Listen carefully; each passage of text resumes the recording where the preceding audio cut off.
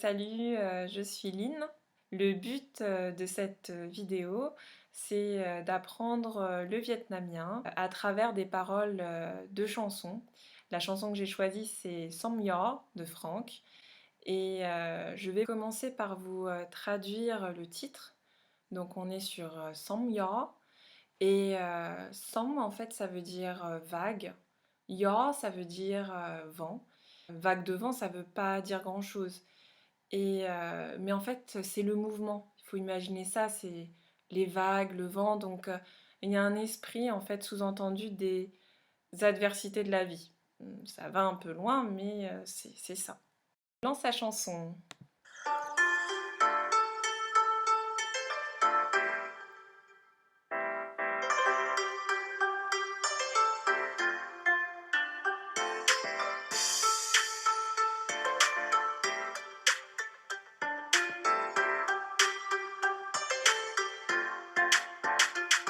Hồng trần trên đôi cánh tay.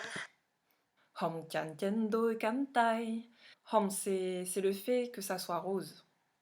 Chan, c'est en fait, c'est les poussières. Mais Hồng chan, c'est en fait l'agglomérat de deux mots en vietnamien qui veut dire quelque chose et quand ils sont séparés, ça veut rien dire. Et là, ça vient en fait du vieux vietnamien et Hồng chan, c'est la poussière de la vie. Et Tien, ça veut dire dessus. Doi, ça veut dire deux, double. Et puis Kan Tai, donc Tai, c'est la main ou le bras. Mais le fait qu'on dise Kan Tai, ça donne en fait une connotation. Kan, c'est les ailes. Donc il y a un côté, voilà, la poussière de la vie, sur tes ailes, sur tes bras. Voilà, il y a ce sens-là. Hoa đời em trong phút giây. Hoa đời em trong phút giây. Donc hoa, c'est la fleur et puis đời, c'est un peu c'est la vie. Em, c'est le pronom personnel en fait pour désigner soit quelqu'un de plus jeune que soi, soit quelqu'un pour lequel on a une affection, une amoureuse. Kyom, ça veut dire dedans. Phút giây, c'est les secondes. Donc là, on comprend que sa vie, c'est comme un petit peu une fleur, c'est une fragilité de cette peut-être cette jeune femme. Kampfubzai, c'est le côté où, qui se résume, hein, qui a quelques secondes, qui est en fin de compte éphémère. Donc voilà. Từ ngày thơ anh còn ngủ mơ đến khi em thở. Từ ngày thơ anh còn ngủ mơ đến khi em thở. Ça veut dire depuis, ngày thơ, ngày, donc c'est le jour, thơ ai, donc c'est en fait c'est quand t'es enfant, quand t'es jeune. Còn, ça veut dire encore. Et ngủ mơ, ngủ, ça veut dire dormir. Mơ, ça veut dire un peu. Mơ, c'est rêver en fait. Den, c'est arriver. Khi, à ce moment-là. M, bah, comme j'ai dit tout à l'heure, c'est le pronom personnel pour désigner bah, sûrement la fille aimée. Et te, ça veut dire en fait l'indifférence.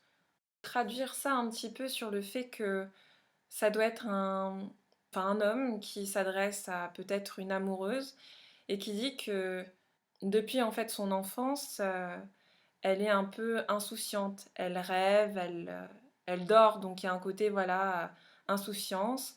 Et puis que jusqu'à l'instant, en fin de compte, où elle est indifférente. Donc il marque en fait, voilà, tu as été depuis jeune insouciante et en gros douce, et qu'on arrive à l'instant où tu bascules dans l'indifférence.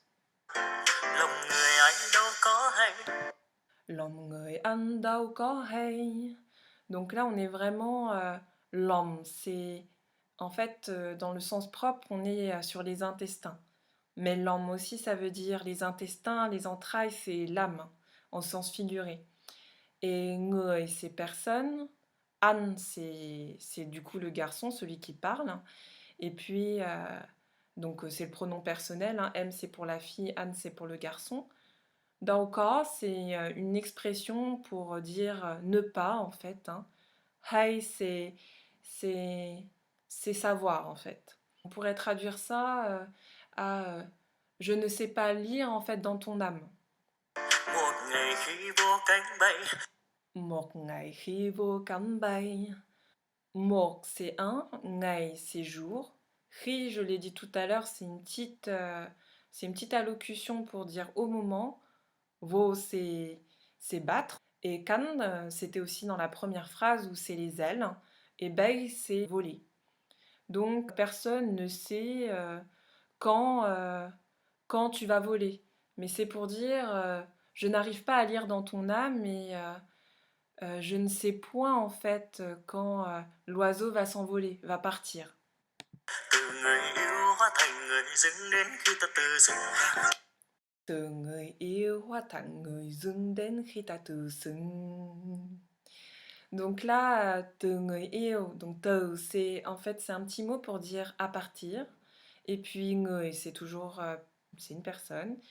Yêu, c'est aimer. Hwa, c'est se transformer. Tang, c'est plutôt c'est se transforme en. Hein, c'est le petit mot pour dire en.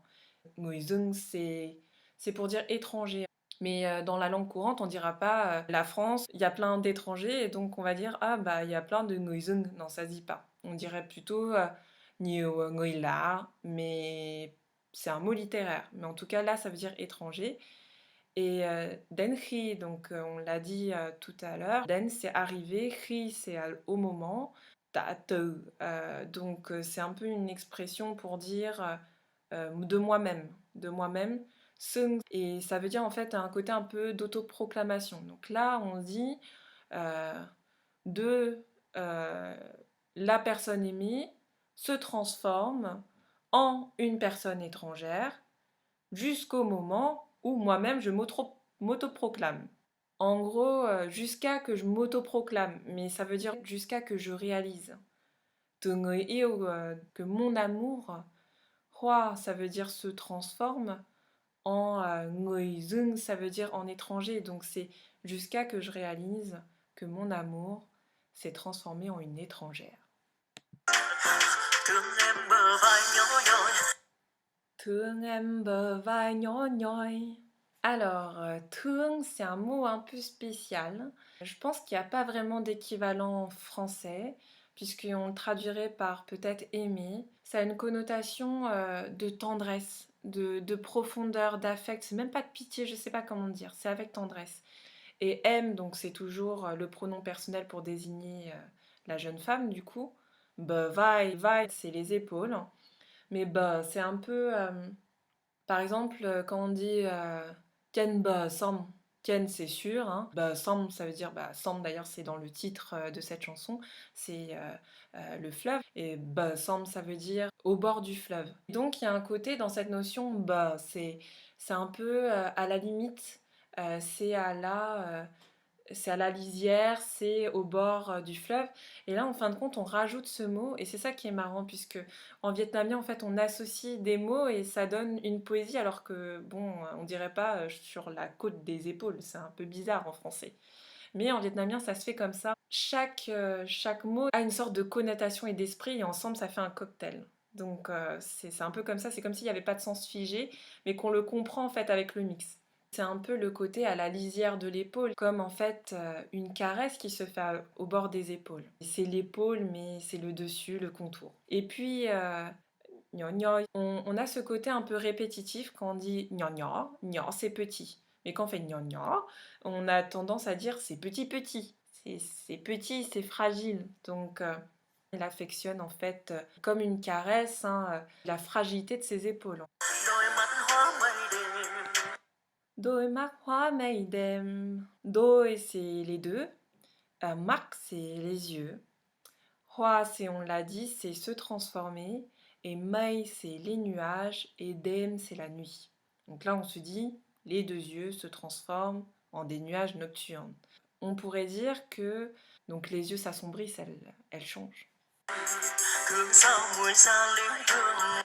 Thương sao mùi ra lý hương. Donc là, thương, on le retrouve, hein, c'est aimer avec tendresse. Thương làm sao, làm, ça veut dire faire, et sao, c'est comment faire. Ça veut dire qu'on est désemparé, on ne sait pas comment faire, c'est trop d'amour. Et donc là, on l'a réduit juste au mot sao. En gros, ça veut dire je ne sais pas comment faire, j'aime trop. Et mùi, ça veut dire le parfum. Zali hương. Donc hương, en fait, ça veut dire l'odeur, mais Zalihung, en fait, c'est une fleur et c'est le chèvrefeuille. Du coup, le sens, c'est j'aime trop excessivement le parfum du chèvrefeuille. Vung vang mai ben them. Vung vang, c'est un mot qui se comprend tout seul. C'est pareil, ça veut rien dire. Et vung vang, bah, pas trop d'équivalent en français, hein, ça veut dire quelque chose qui reste, qui persiste. Et mai, ça veut dire tout le temps, toujours. Et ben, ça veut dire... en fait, c'est une petite allocution pour dire un endroit. Et thème, c'est devant la maison, hein, c'est une sorte de porche, de perron. Donc on comprend ce parfum qui persiste et qui représente l'être aimé qui est parti et que son parfum persiste encore sous le perron, puisque souvent sous les perrons de maison, il y a l'amour qui se passe. Donc c'est tout pour aujourd'hui, j'espère que ça vous a plu. Si j'ai le temps, j'essaierai de continuer cette traduction dans d'autres vidéos. Et puis là, il est 1 h du matin, donc je vais aller dormir et je vous souhaite aussi une bonne nuit.